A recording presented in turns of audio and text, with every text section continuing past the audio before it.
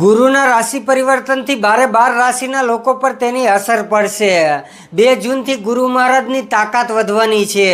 આ દિવસે ગુરુ મિથુન રાશિ છોડીને કર્ક રાશિમાં પ્રવેશ કરશે અને તે 31 ઓક્ટોબર સુધી કર્ક રાશિમાં જ રહેશે। કર્ક રાશિ ગુરુની ઉચ્ચ રાશિ કહેવાય છે, એટલે આ રાશિમાં ગુરુદેવને ખૂબ જ શક્તિશાળી માનવામાં આવે છે। હવે આપણે વિસ્તારથી જાણીએ 12 રાશિના લોકો પર તેની શું અસર પડશે। આ વિડીયોને પૂરેપૂરો જોજો, જેથી તમારી રાશિ વિશે તમને ખબર પડે। અને હજુ સુધી તમે અમારી ચેનલને ફોલો ન કરી હોય તો અમારી ચેનલને ફોલો કરી દેજો, આ વિડીયોને લાઈક કરી દેજો અને તમારે શેના વિશે જાણવું છે એ અમને કમેન્ટ કરીને જણાવી દેજો। પહેલી રાશિ છે મેષ રાશિ। ગુરુ મેષ રાશિથી ચોથા ભાવમાં ગોચર કરી રહ્યું છે। આ તમારા ભૌતિક સુખ અને સુવિધામાં વધારો દર્શાવે છે। તમારી સંપત્તિમાં વધારો થવાનો છે, તમારી ખુશીઓમાં વધારો થવાનો છે। નવી મિલકત ખરીદવાની યોજનાઓ બનાવવામાં આવશે। તમારી મહેનતનું ફળ તમારા કારકિર્દીમાં મળશે। મેષ રાશિના લોકોએ 2 બાબતોનું ખાસ ધ્યાન રાખવાની જરૂર છે। તમારા સ્વાસ્થ્યને અવગણશો નહીં, તમારા સ્વાસ્થ્યમાં બેદરકારી ન બનશો, તમારા ખર્ચાઓ પર નિયંત્રણ રાખો। બીજી રાશિ છે વૃષભ રાશિ। ગુરુ વૃષભ રાશિથી ત્રીજા ભાવમાં ગોચર કરશે। કાર્યસ્થળ પર તમારી સ્થિતિ વધુ મજબૂત બનશે। તમારી આવકના નવા સ્ત્રોતો ખુલશે। આ સમયગાળા દરમિયાન તમને મુસાફરી કરવાની તક મળશે। તમે તમારા કારકિર્દીમાં સફળતા પ્રાપ્ત કરશો। જો કે આ સમયગાળા દરમિયાન તમારા કામનું દબાણ રહેશે। તમારે કામ અંગે અંગત જીવનમાં સંતુલન રાખવાની જરૂર પડશે। તમારા પારિવારિક જીવનમાં અને કાર્યમાં શાંતિ અને ધીરજ રાખવી જોઈશે। વૃષભ રાશિના લોકોનું માન અને સન્માન વધશે। ત્રીજી રાશિ છે મિથુન રાશિ। મિથુન રાશિના જાતકોએ પોતાના સમયને કામ અને અંગત જીવન વચ્ચે વ્યવસ્થિત રીતે વહેંચવાની જરૂર પડશે।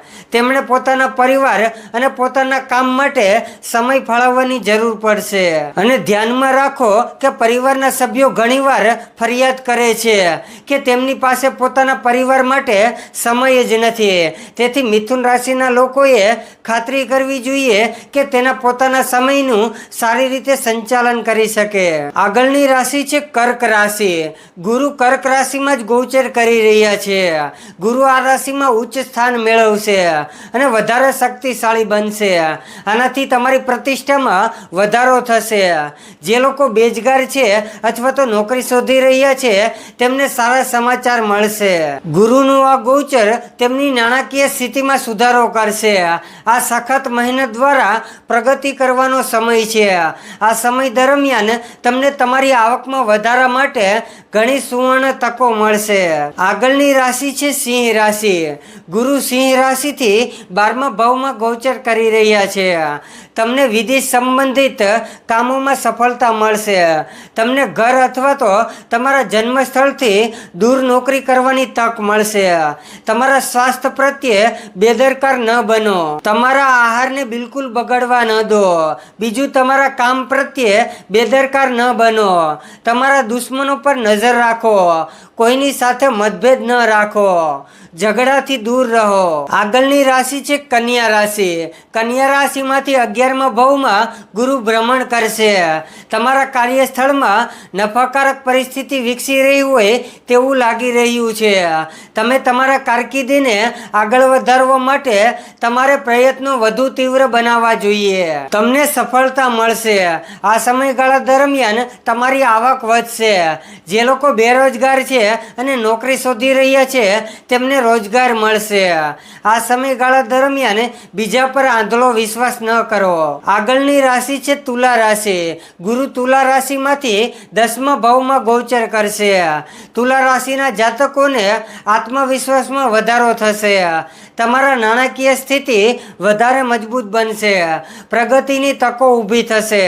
તમારે ચોક્કસપણે આ તકોનો લાભ લેવો જોઈએ। જેઓ જેઓ નોકરી બદલવાનું વિચારી રહ્યા હતા તેમને હવે સફળતા મળશે. ઓછી આવક ધરાવતા લોકોએ તેમની મહેનત વધારવી જોઈએ. તમારા સ્વભાવમાં અહંકારને વધવા ન દો. આગળની રાશિ છે વૃશ્ચિક રાશિ. ગુરુ વૃશ્ચિક રાશિમાંથી 9મા ભાવમાં ગોચર કરશે. તમને તમારા કાર્યસ્થળ પર તમારી સ્થિતિ વધુ મજબૂત બનાવશે. મુસાફરી લાભદાયક રહેશે. તમને પરિવાર તરફથી સહયોગ મળશે. તમારી સકારાત્મક વિચારસરણી પ્રગતિ તરફ દોરી જશે. વધુ પૈસા કમાવા માટે તમારે વધુ પ્રયત્ન કરવો પડશે. વ્યવસાયમાં રહેલા લોકોએ ચોક્કસપણે તેમની આવકમાં વધારવાનો પ્રયાસ કરવો જોઈએ. તમને ફાયદો જરૂર થશે. ધાર્મિક કાર્યમાં તમારી રુચિ વધશે.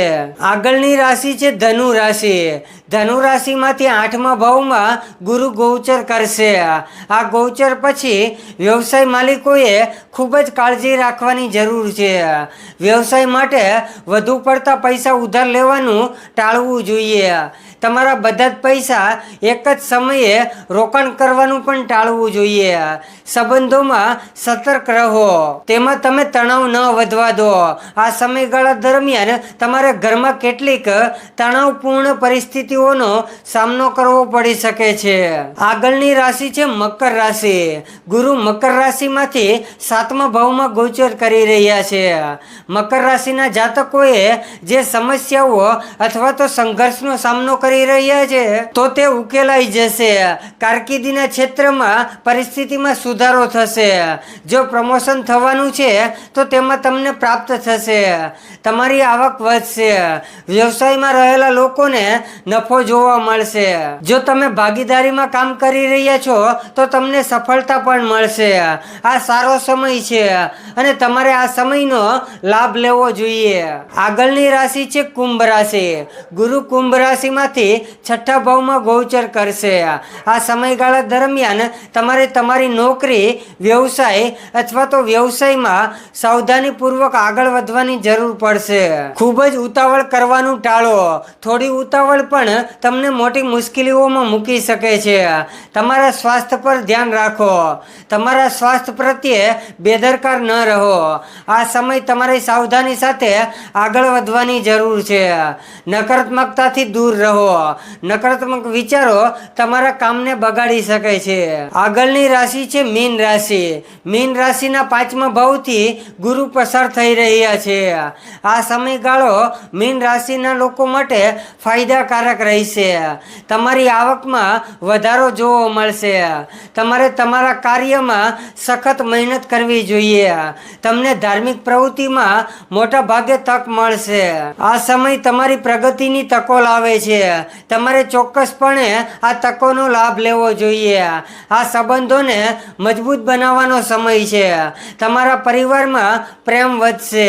અને આવા જ રાશિફળ જોવા માટે આજે જ અમારી ચેનલને ફોલો કરી દેજો. આ વિડીયોને લાઈક કરી દેજો અને કમેન્ટમાં તમારે શું જાણવું છે એ લખી દેજો. જય માતાજી.